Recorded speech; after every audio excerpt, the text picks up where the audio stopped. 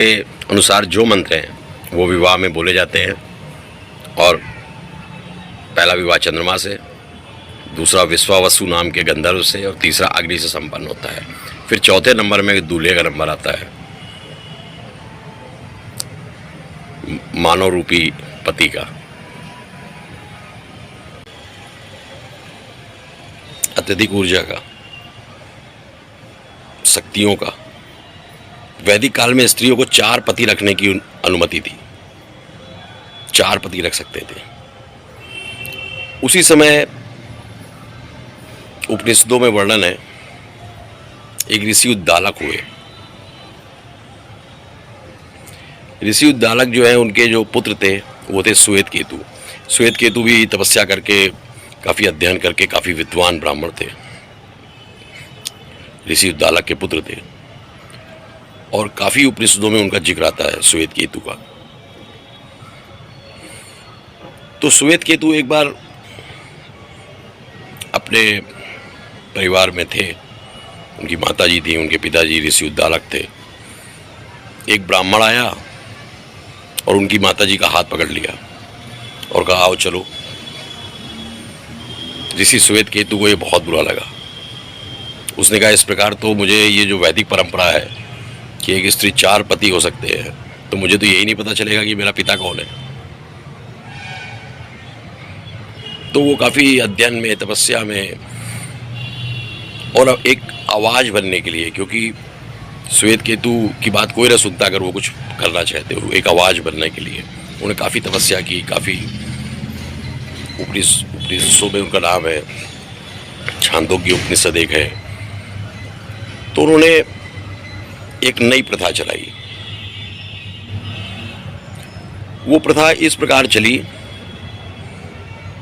क्योंकि वो प्रथा ना होने से हुआ क्या कि द्रौपदी की महाभारत में, आदि पर्व में महाभारत के वर्णन है कि कर्ण ने द्रौपदी को इसलिए वैश्या कह दिया था क्योंकि 4 से अधिक उसके पति हो गए थे, 5 हो गए थे। क्योंकि वैदिक परंपरा तो थी 4 पतियों की, 4 पति हो सकते हैं। ये 5वां कैसे हो गया?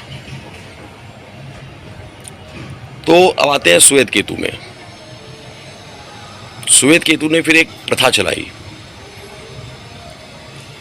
जो जिसका एक वर्णन काफ़ी है। विवाह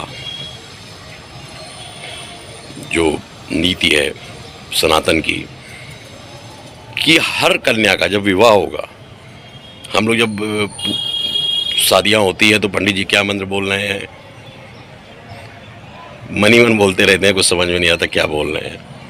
कई बार तो सोते हैं, क्योंकि रात में होती है, तो कई बार तो पंडित जी होंगा रहे होते हैं और कुछ भी बोलते रहते हैं, और ये देखते रहते हैं कि कहाँ से निछावर आ रहा है, या कौन सा मंत्र ऐसा बोल रहे हैं जिसमें 51, 101, 501, 1001 रखे जाएं। तो विवाह के समय एक कन्या के मंत्रों के द्वारा 3 देवताओं से, 3 लोगों से, जिसमें से 2 देवता हैं और एक गंधर्व है, उनसे हर कन्या का विवाह करा दिया जाता है, जिससे कि 4 पति की जो वैदिक काल की आवश्यकता है वो पूरी हो सके।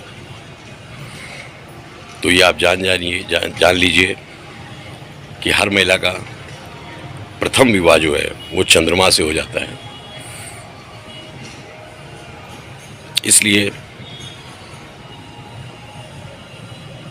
धनतेरस के अनुसार जो मंत्र हैं वो विवाह में बोले जाते हैं।